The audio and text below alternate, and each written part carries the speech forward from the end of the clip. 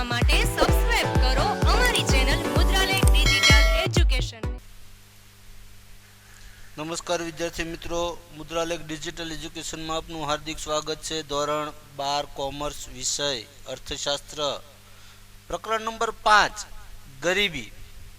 તો મિત્રો આજે આપણે આ વિડિયો લેક્ચરની અંદર ભારતીય અર્થતંત્રમાં જોવા મળતા ગરીબીના કારણો કે ભાઈ ભારતમાં શા માટે ગરીબી જોવા મળે છે। તો પ્રશ્ન, ગરીબીના કારણો જણાવો। તો ભારતીય અર્થતંત્રમાં જોવા મળતી ગરીબીના 5 કારણો છે। એમાં પહેલું તો આવે છે ઐતિહાસિક કારણ, બીજું છે ગ્રામીણ ગરીબીના કારણો, ત્રીજું છે આર્થિક કારણો અને ચોથું સામાજિક કારણો, જ્યારે પાંચમું આવે છે અન્ય કારણો। આ 4 કારણો ઉપરાંત બીજા જે કારણો જોવા મળે છે તે। તો ભારતીય અર્થતંત્રમાં જોવા મળતા ગરીબીના કારણમાં પહેલું જ કારણ આવે છે ઐતિહાસિક કારણો। તો ઇતિહાસકારોના મત મુજબ, એટલે કે આપણા ઇતિહાસકારો એવું માનતા હતા કે 17મી સદીમાં ભારત પ્રમાણમાં વધુ શહેરીકૃત, એટલે કે આપણે એક શહેરીકરણ ટાઈપનો દેશ અને એક વ્યાવસાયિક રાષ્ટ્ર એટલે કે દેશ હતો। આપણી સિવિલાઇઝેશન એવી હતી શહેર ટાઈપની, પરંતુ વિદેશી પ્રજાના આગમન બાદ એ લોકોએ સંસ્થાનવાદી શોષણ નીતિ અપનાવી। સંસ્થાનવાદી શોષણ નીતિ એટલે કારણ કે એ લોકોએ પોતાની એક સંસ્થા હતી ઈસ્ટ ઇન્ડિયા કંપની, અને એના કારણે આ જે ભારતના સ્વતંત્ર ઉદ્યોગો હતા એ ધીમે ધીમે પાયમાલ થઈ અને કારખાના પદ્ધતિમાં બદલાવા લાગ્યા। તો ભારતમાં ખેતી અને ઉદ્યોગોની પરિસ્થિતિ દિવસે ને દિવસે કથળતી ગઈ, એટલે કે નાજુક બગડતી ગઈ। હવે એક તરફ ભારતની ખેતી વરસાદ ઉપર આધારિત હતી, અને આવા સમયે ભારતમાં ટેકનોલોજી નહોતી, સિંચાઈ માટે પાણી નહોતું, અને એવા સમયે અંગ્રેજ સરકારે સિંચાઈ માટે કોઈ મૂડી રોકાણમાં રસ ન દાખવ્યો, કારણ કે ભારત ખેતી પ્રધાન દેશ હતો।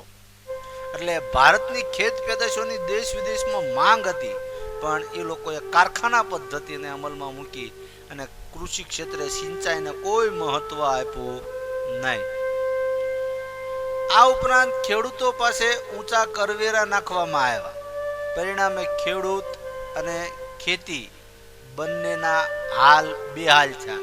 એટલે કે ખેડૂતો પણ પાયમાલ થયો, અને ખેડૂત પાયમાલ થવાને કારણે કૃષિ ક્ષેત્રનો જે વિકાસ થવો હતો એ વિકાસ ન થયો। દિવસે દિવસે કૃષિ છે એ પડી ભાંગતી ગઈ, પરિણામે ગરીબીમાં વધારો થયો।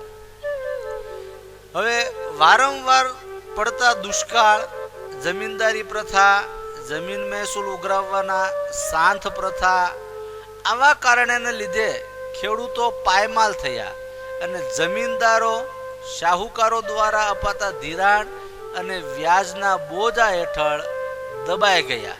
એટલે કે ધીમે ધીમે એ લોકોનો પણ ખરાબ પરિસ્થિતિનો અનુભવ થવા લાગ્યો। અંગ્રેજો વખતની અંદર આપણું જે શોષણ થતું હતું ખેડૂતોનું, આ જે મહેસૂલ છે, આ જે સાંથ પ્રથા છે, આ જે જમીનદારી પ્રથા છે, એ કઈ રીતે આ અંગ્રેજોએ આપણે દાખલ કરી અને ખેડૂતોને પાયમાલ કર્યા, હું તમને એક નાની એવી વિડીયો ક્લિપ દ્વારા અહીંયા સમજાવવાનો પ્રયત્ન કરીશ।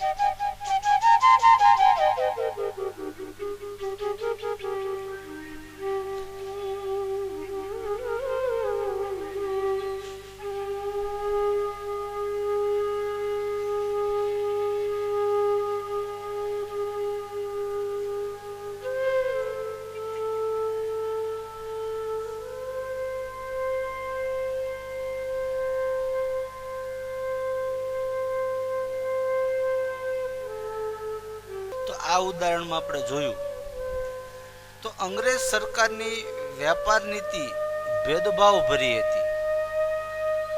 તેમણે ભારતની નિકાસો જે યુરોપમાં કરવામાં આવતી હતી તેના પર પ્રતિબંધ મૂક્યો અને ઇંગ્લેન્ડની નિકાસો પર કરની રાહત આપવામાં આવી, એને છૂટ આપીને એના ઉપર મૂડી રોકાણ ઊભું કરવામાં આવ્યું અને તેના કારણે ઇંગ્લેન્ડમાં ઔદ્યોગિકીકરણની પ્રક્રિયાને વેગ મળ્યો, જેના કારણે ભારતના ઉદ્યોગો પડ્યા અને પોતાના ઉદ્યોગોનો ઝડપી આર્થિક વિકાસ કર્યો.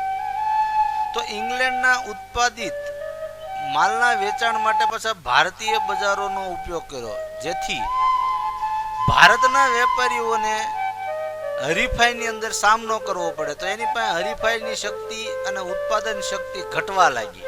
એટલે દિવસે દિવસે આ ઇંગ્લેન્ડની પેદાશો સામે ભારતીય પેદાશો એ પાછી પડવા લાગી અને આથી ભારતના ગૃહ ઉદ્યોગો અને જે ભારતના લઘુ ઉદ્યોગો હતા એ પાયમાલ થવા લાગ્યા. પરિણામે ભારતમાં બેકારી અને ગરીબી વધ્યા. હવે ગ્રામીણ ગરીબીના કારણોની અંદર આપણે જોઈએ મિત્રો તો પહેલું જ કારણ આવે છે કુદરતી પરિબળો. તો ભારત એ ખેતી પ્રધાન દેશ છે અને ખેતી એ કુદરત ઉપર આધારિત પ્રવૃત્તિ છે. કુદરત ઉપર એટલે વરસાદ ઉપર. તો કુદરતમાં આવતા આકસ્મિક પરિબળો જેવા કે દુષ્કાળ, વરસાદની અનિશ્ચિતતા, પૂર, આ બધા કારણે ખેતી ક્ષેત્રે આવક ઓછી અને અનિશ્ચિત રહે. તો આ ઓછી આવક અને અનિશ્ચિતતાને કારણે ખેડૂતો ગરીબ બને, જેથી ગરીબી વધુ જોવા મળે. બીજું વસ્તી વિષયક પરિબળો. તો ભારતમાં આઝાદી બાદ બાળ મૃત્યુ દર છે એ ઘટવા પામ્યો અને બાળ મૃત્યુ દર જે પ્રમાણે ઘટ્યો એટલા પ્રમાણમાં જન્મ દર ન ઘટ્યો. એટલે મૃત્યુ દર ઘટ્યો અને જન્મ દર એની સામે વધ્યો, જેના કારણે આપણા દેશની અંદર વસ્તી વૃદ્ધિ જોવા મળે છે, જેથી દેશમાં શ્રમનો વધારો થયો.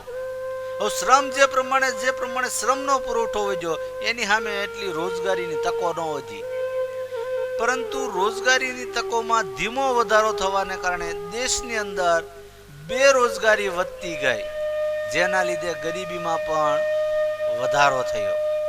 હવે આવે છે આર્થિક કારણો. આર્થિક કારણોની અંદર પહેલું જ કારણ આવે છે શ્રમિકની નીચી ખેત ઉત્પાદકતા. તો ગરીબી માટેનું આ સૌથી મહત્વનું અને મુખ્ય કારણ છે નીચી શ્રમિક દીઠ ઉત્પાદકતા. આ એક્ઝામ્પલમાં તમને બાજુના ફોટામાં બતાવ્યું છે. એક ખેતરની અંદર 3 થી 4 ખેડૂત કામ કરે છે. હવે 3-4 વીઘાનું કે 5 વીઘાનું ખેતર હોય એમાંથી જે ઉત્પાદન થાય એ આ ચારે વચ્ચે વિભાજિત થઈ જાય, એટલે ઉત્પાદકતા શું થાય? ઘટે. જ્યાં એક માણસનું કામ છે તે 4 માણસ કરે છે. એનું મુખ્ય કારણ તો કે ગરીબી. કારણ કે આપણે અહીંયા ગરીબી છે અને રોજગારીના ઘણા બધા વિકલ્પોનો અભાવ છે. તો ભારતમાં ગ્રામ્ય ક્ષેત્રે સિંચાઈની સગવડતાનો અભાવ, અપૂરતી ટેકનોલોજી, શિક્ષણનું નીચું સ્તર, તાલીમની અછત, મૂડીરોકાણનો નીચો દર, વસ્તીનું વધુ પ્રમાણ. તો આવા કારણોને લીધે શ્રમિકોને કે અન્ય ક્ષેત્રોમાં રોજગારી નથી મળતી, એટલે એ લોકોને ખેતી ઉપર જ જીવન નિર્વાહ રાખવું પડે છે.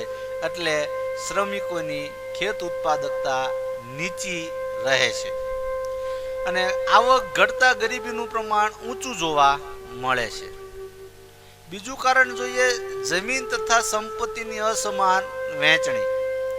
તો ભારતમાં જમીન તથા સંપત્તિની અસમાન વહેંચણી એ મોટા પ્રમાણમાં જોવા મળે છે, જેમાં દેશની મોટા ભાગની જમીન અમુક જે મુઠ્ઠીભર જે ગણ્યા ગાંઠા થોડાક જમીનદારો છે એની પાસે છે અને થોડીક એવી જમીનમાં ઘણા બધા લોકો રોજગારી મેળવે છે. જ્યારે મોટા ભાગના આ સીમાંત અને નાના ખેડૂતો હોય છે જેની પાસે વાવેતર હેઠળની જમીનની માલિકીનું પ્રમાણ બહુ ઓછું છે, તેથી તેઓ ખેતી ક્ષેત્રે મૂડી રોકાણ ઓછું કરે છે અને માટે આવક ઓછી આવે છે. હવે આવક ઓછી આવે છે એટલે એની ખેત ઉત્પાદકતા નીચી રહેશે અને ખેત ઉત્પાદકતા નીચી રહેશે એટલે એને ખેતીમાં કે ઉત્પાદનમાં કોઈ રસ નથી રહેતો. પરિણામે ઉત્પાદકતા નીચી રહેતા ગરીબીનું પ્રમાણ પણ ઊંચું જોવા મળે છે. હવે નાના અને ગૃહ ઉદ્યોગોનો અલ્પ વિકાસ. તો દેશની અંદર નાના અને ગૃહ ઉદ્યોગો દ્વારા ઓછી મૂડી રોકાણે વધુ રોજગારી આપી શકાય. કારણ કે આ નાના અને ગૃહ ઉદ્યોગો છે એ શ્રમ પ્રધાન ઉદ્યોગો છે. પરંતુ ભારતમાં આઝાદી પછી દેશના ઝડપી આર્થિક વિકાસની લાલચમાં આજે શ્રમ પ્રધાન એટલે કે આજે નાના અને ગૃહ ઉદ્યોગો હતા આવા ઉદ્યોગો પ્રત્યે ઓછું મહત્વ આપવામાં આવ્યું અને આ ઓછા મહત્વને કારણે મૂડી પ્રધાન ઉદ્યોગો તરફ દેશે આંધળી દોટ મૂકી. જ્યાં મૂડી રોકાણ વધારે હોય, ટેકનોલોજી વધારે હોય એટલે શ્રમનો ઉપયોગ ઓછો હોય. પરિણામે ઓછી રોજગારી સર્જાતા બેકારી વધી અને આ બેકારી વધવાને કારણે ભારતમાં ગરીબીનું પ્રમાણ પણ ઊંચું રહ્યું છે. ઝડપથી વધતા ભાવો. તો વધતા ભાવો એ ગરીબીને મોટા પ્રમાણમાં અસર કરે. કારણ કે ભાવ વધે એટલે ખેડૂતો અથવા તો શ્રમિકો છે એની સમખરીદ શક્તિ ઓછી રહે. તો યુદ્ધની પરિસ્થિતિ, દુષ્કાળ, નીચું રાષ્ટ્રીય ઉત્પાદન ખર્ચમાં વધારો, આવા અનેક કારણોને લીધે વસ્તુઓ અને સેવાઓ તેમજ જે ખાદ્ય સામગ્રી છે એના ભાવમાં ઝડપથી વધારો થાય. હવે આજની જ પરિસ્થિતિ લઈ લો, આ 2020ની અંદર જ્યાં કોરોનાની મહામારી આવી, હવે આના કારણે ઉત્પાદન કેવું રહેશે? નીચું. હવે જીવન જરૂરિયાતની વસ્તુ છે ખાધા વગર તો હાલશે નહીં. એટલે ઉત્પાદન નીચું રહ્યું તો ઉત્પાદન નીચું રહ્યું એની સામે માંગ વધી એટલે ભાવ વધારો વધ્યો. કારણ કે પછી એક બાજુ રોજગારીની તકો નથી. તો જેને લીધે ઓછી આવક ધરાવતા ગરીબ વર્ગના લોકોની ખરીદ શક્તિમાં ઘટાડો થાય તેમજ એના જીવન ધોરણ નીચું આવે. હવે આપણે એની અંદર બીજું કારણ જોઈએ, બેરોજગારીનું ઊંચું પ્રમાણ. તો ભારતમાં મોટા ભાગની વસ્તી ગ્રામીણ ક્ષેત્રમાં અને ગ્રામીણ ક્ષેત્રમાં પછી કૃષિ ક્ષેત્રમાંથી એટલે કે ખેતીમાંથી રોજગારી પ્રાપ્ત કરે છે. જ્યારે ભારતની ખેતી પછી વરસાદ ઉપર આધારિત છે. તો ભારતમાં ખેડૂતો વર્ષ દરમિયાન એક કરતા વધારે પાક લઈ શકતા નથી. હવે આ એક કરતા વધારે પાક લઈ નથી શકતા એટલે 12 મહિનાની અંદર એને 4 થી 5 મહિના બેકાર બનવું પડે છે. એટલે મોસમી બેરોજગારીનો ભોગ બને. આન પછીના ચેપ્ટરમાં 2 માર્ક્સનો અંદર આપણે આ મોટો સવાલ આવશે કે ભાઈ મોસમી બેરોજગારીનો અર્થ અથવા મોસમી બેકારી એટલે શું?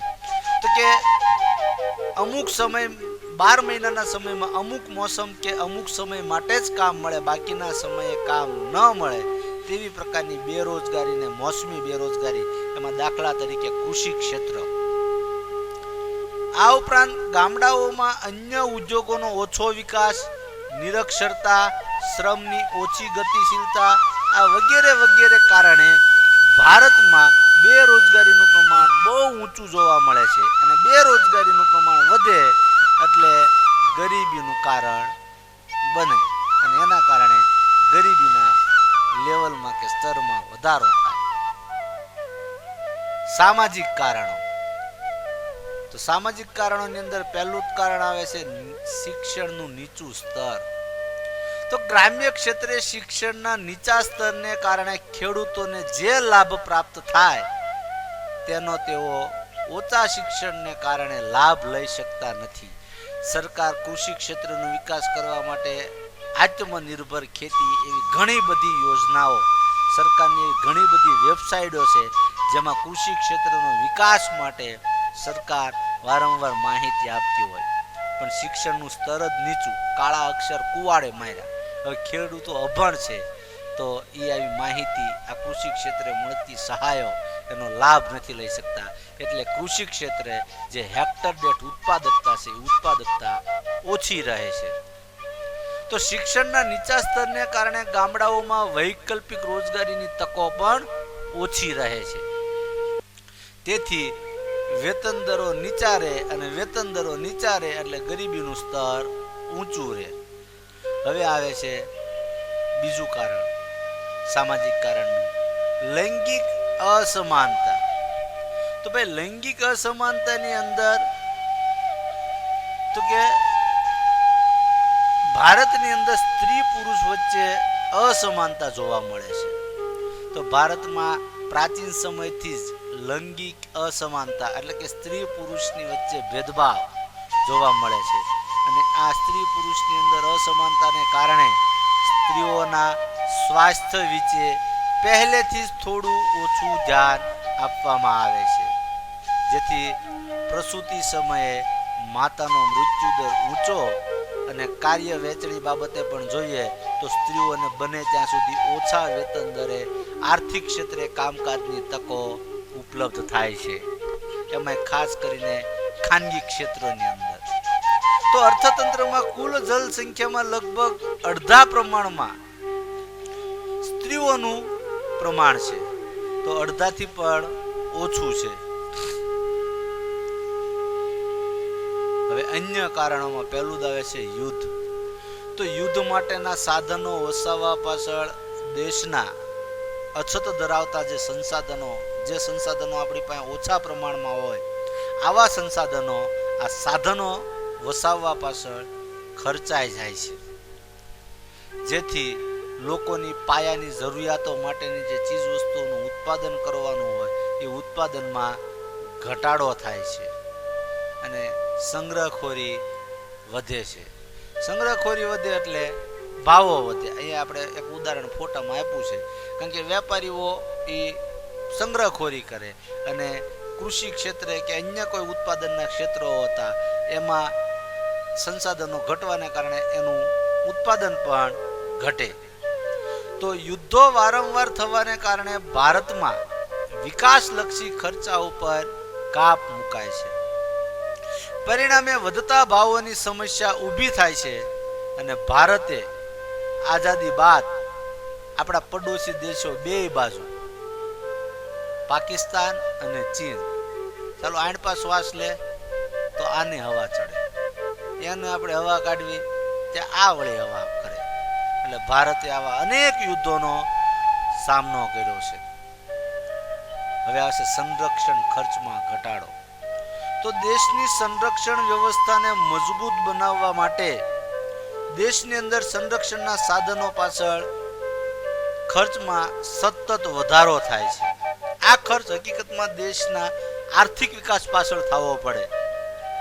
તો આ ખર્ચ એ બિન વિકાસલક્ષી ખર્ચ હોવાથી તેના પાછળ થતા ખર્ચને પરિણામે આર્થિક વિકાસ માટેના ખર્ચમાં ઘટાડો થાય. કારણ કે નવા શસ્ત્રો વસાવવા પાછળ આપણી મૂડી રોકાઈ જાય છે અને ઉદ્યોગ ધંધા સ્થાપી શકાતા નથી, જેથી ગરીબીનું પ્રમાણ ઊંચું રહે છે અને આર્થિક વિકાસ ધીમો પડે છે. મિત્રો, તમે જેના માધ્યમથી એજ્યુકેશન મેળવી રહ્યા છો એવી અમારી ચેનલ મુદ્રાલેખ ડિજિટલ એજ્યુકેશનને સબસ્ક્રાઇબ કરો, લાઇક કરો અને વધુને વધુ શેર કરો.